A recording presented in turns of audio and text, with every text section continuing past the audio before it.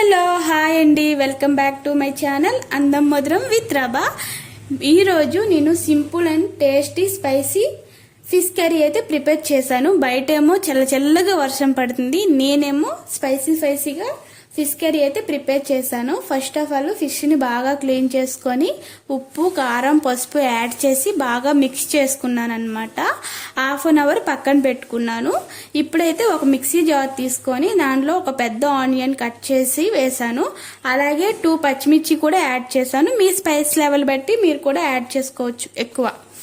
ఇంకా 2 table spoons of ధనియాలు, 1 table spoon of జీరా, మెంతులు, గసగసాలు అండ్ గరం మసాలా ఇవన్నీ కూడా యాడ్ చేసి నేను ఫైన్గా పేస్ట్ అయితే రెడీ చేసుకున్నాను అనమాట. ఇది హోమ్ మేడ్ మెథడ్లో కాబట్టి నేను ఇలా ప్రిపేర్ చేశాను. సో ఈ పేస్ట్ అనేది మరీ మెత్తగా అవ్వాల్సిన అవసరం లేదు, కొంచెం కచ్చా పచ్చగా అయితే చాలు. ఇప్పుడైతే గ్యాస్ పైన ఫ్యాన్ పెట్టుకొని ఆన్ చేసుకున్నాను. ఫ్యాన్ వేడెక్కినాక ఆయిల్ యాడ్ చేశాను అనమాట.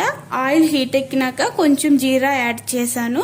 ఇప్పుడైతే మనం ముందుగా ప్రిపేర్ చేసి పెట్టుకున్న పేస్ట్ని ఇందులో అయితే యాడ్ చేశాను అనమాట.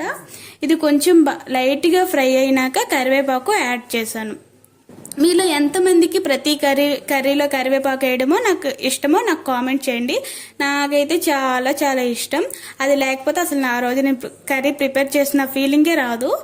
ఇంకా అది లైట్గా వేగినాక ఇప్పుడైతే ఒక 2 పెద్ద టమాటాలని మిక్సీ కొట్టి అది కూడా యాడ్ చేశాను అనమాట.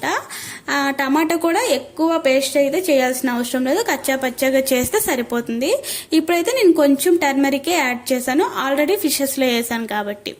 సో ఇక్కడైతే చూసారా ఎంత బాగా ఫ్రై అయిందో. ఆయిల్ బాగా సపరేట్ అయిన తర్వాత ముందుగా మ్యారినేట్ చేసి పెట్టుకున్న ఫిషెస్ని ఇందులో ఒక్కొక్కటిగా నీట్గా యాడ్ చేయాలన్నమాట. సో ఇవన్నీ నీట్గా యాడ్ చేసినాక కాసేపు వీటిని ఫ్రై అవనివ్వాలి. అలాగే మంటని సిమ్లో పెట్టాలన్నమాట, అప్పుడే ఫైన్గా ఫ్రై అవుతాయి అండ్ ఫిషెస్ కూడా నీట్గా కుక్ అవుతాయి. ఫ్రై అయినాక నేనైతే ఒక పెద్ద నిమ్మకాయ సైజులో ఉన్న చింతపండుని నానబెట్టి గుజ్జు తీసి ఇందులో యాడ్ చేశాను అనమాట. ఆ క్లిప్ అయితే మిస్ అయింది. సో మీకు ఎంత క్వాంటిటీలో చారు కావాలి అనే దాన్ని బట్టి మీరు పెట్టుకోవాలి. ఇక్కడైతే నేను కొంచెం ఎక్కువ మోతాదులోనే పెట్టుకున్నాను. సో కాసేపు ఇది బాగా ఉడకనివ్వాలన్నమాట. మంట మాత్రం సిమ్లోనే ఉండాలి. 15 మినిట్స్లో అనమాట మన ఫిష్ కర్రీ అయితే రెడీ అయిపోయింది. చూసారా ఆయిల్ అంతా పైకి ఎలా తేలిందో, ఇలా పైకి వచ్చినట్టయితే ఫిష్ కర్రీ మంచిగా రెడీ అయినట్టే. సో ఫిష్ కర్రీ బాగా చల్లగా అయిన తర్వాత నెక్స్ట్ డే తింటే టేస్ట్ చాలా బాగుంటుంది. మీరు కూడా ట్రై చేయండి. కామెంట్ సెక్షన్లో నాకు కామెంట్ చేయండి.